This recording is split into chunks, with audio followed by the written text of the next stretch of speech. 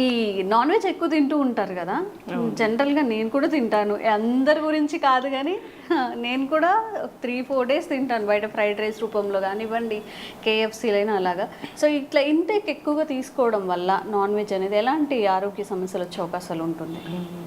Actually ఏమవుతుందంటే non veg అనేది ఒక డిసీజ్డ్ కండిషన్స్కి ఒక ట్రీట్మెంట్ లాగా, లేకపోతే వాళ్ళకి శోషం అంటే సన్నగా ఉన్న వాళ్ళకి, రాజయక్ష్మ అని అంటారు, ట్యూబర్కులోసిస్ వాళ్ళకి, ఇట్లాంటి వాళ్ళకి డిసీజ్ కండిషన్స్లో ఉన్న వాళ్ళకి ధాతు పోషణ గురించి వాడాలి అన్నట్లు ఆయుర్వేదంలో చెప్తారు జనరల్గా.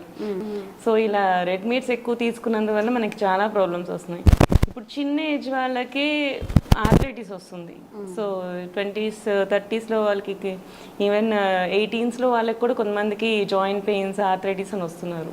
సో వీటికి మెయిన్ కారణం ఏంటంటే యూరిక్ యాసిడ్ ఎక్కువ వస్తుంది అనమాట. యూరిక్ యాసిడ్ అవును. అంటే ఏంటి మ్యామ్? మనకి బాడీలో ప్యూరిన్, మనకి మీట్ కానీ కొన్ని హై ప్రోటీన్ డైట్స్ కానీ మనం తీసుకున్నప్పుడు, హై ప్రోటీన్ డైట్స్ డైజెస్ట్ అవుతున్నప్పుడు కొన్ని ఎంజైమ్స్ లాంటివి రిలీజ్ చేస్తాయి అన్నమాట. సో వాటిని ప్యూరిన్స్ అంటారు. ఇవి యూరిక్ యాసిడ్ అనేది మన బాడీలోకి టర్న్ అయ్యేలాగా చేస్తాయి.